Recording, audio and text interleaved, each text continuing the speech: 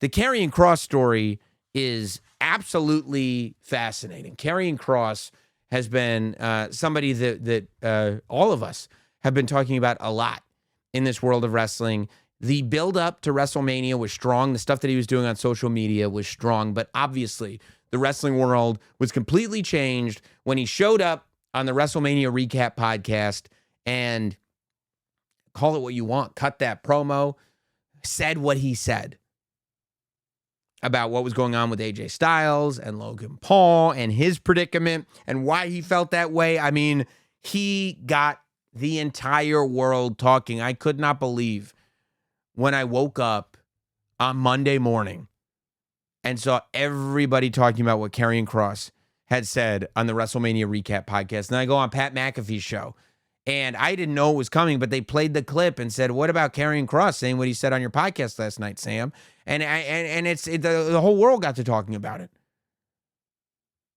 And he's getting cheered now when he shows up at main event. And when he's in the background of shots on Monday Night Raw, he's getting cheered. His t-shirt became the number one selling t-shirt on WWE Shop and has now become such a popular seller that the t-shirt is for sale in the arena on merch stands. He's out. He just did an interview with Ariel Helwani that did really, really well, kind of explaining where he's coming from and what he's got going on. And the question has been raised. What's next for Karrion Kross? What are we doing with Karrion Kross? And a lot of people will tell you the timing couldn't be better.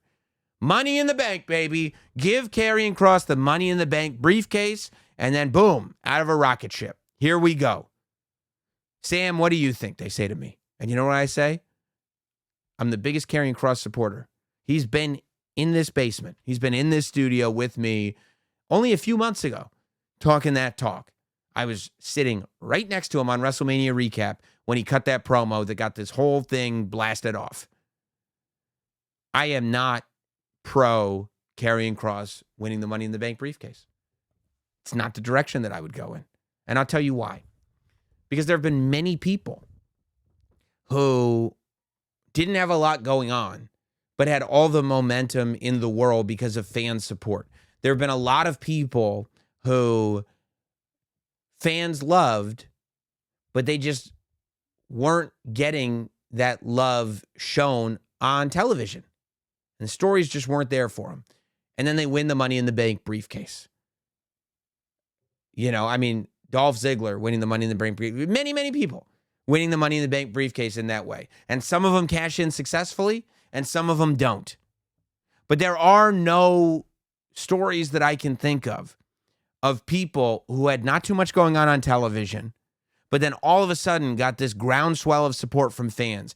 And then they win the briefcase, and it takes them on to the superstardom that they so richly deserve. Ultimately, it creates a moment, and then the moment fades. It creates this moment, and then that's all there is to it, just the moment. And you don't want that for Karrion Kross. You don't want the moment. You know, you want a story. You want a career. You want this guy to be a day-to-day part. And you want energy put into it. Ultimately, what is going to bring people success is storylines that have energy put into them, not briefcases and belts. I'm not sitting there going, you know what Karrion Kross needs? Briefcases and belts. No. Karrion Kross needs storylines to get people involved, that bring him to positions that are high matches on the card regularly. Not one, not a briefcase cash in, but regularly. For me, I would say, okay, if we want to go, okay, how do we pay off all this Karrion Kross fan support? I go, okay, I would love to see him involved, like put some depth into the character. I think that what's interesting is Karrion Kross is at his best when he is presented the way he was presented on NXT. And how was he presented on NXT? He killed the entire roster. And it was great. We all loved it. All of us loved it. But you can't kill the main roster like that. You can't just have Karrion Kross go oh, now he's going to beat everybody. Right? Because then you'll have Karrion Kross, but you won't have anybody else. So in my mind, I would say that I wouldn't have Karrion Kross wrestle more necessarily. I might have him wrestle a couple times, right? Like the AJ Styles match, I thought was great because he lost, but he got in a ton of offense. That beast was awakened in him again. I would have him wrestle sometimes, right? I would have him, you'd have a match with him on Raw and they're dominating and he wins.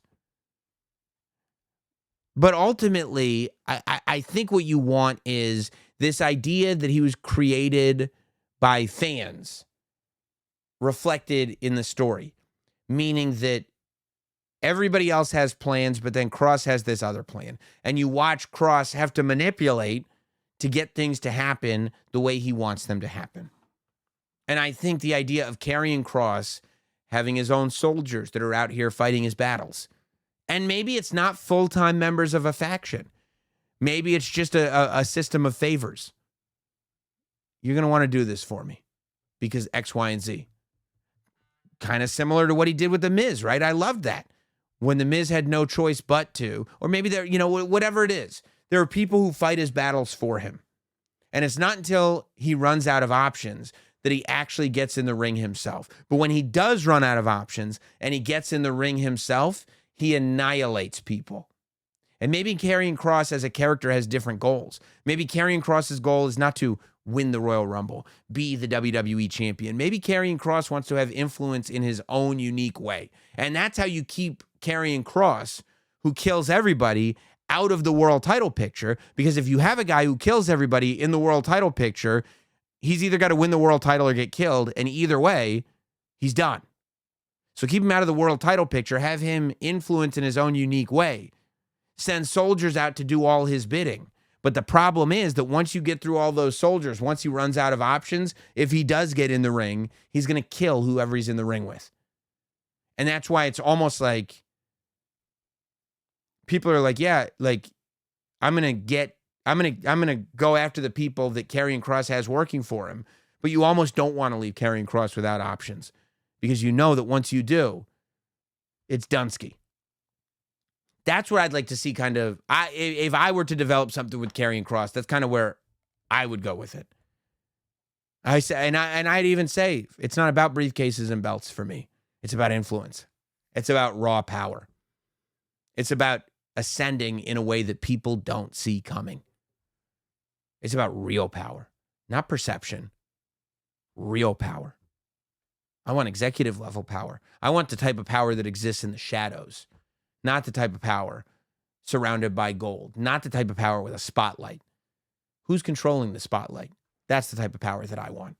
That's where I see Karrion Kross going. And that's not only a type of goal that I think that character would cling on to, but like I said, it's a way to get somebody who is absolutely killing people when he's in the ring with them to not be in the ring with your main event guys that you can't kill because otherwise they wouldn't be your main event guys. Just an idea.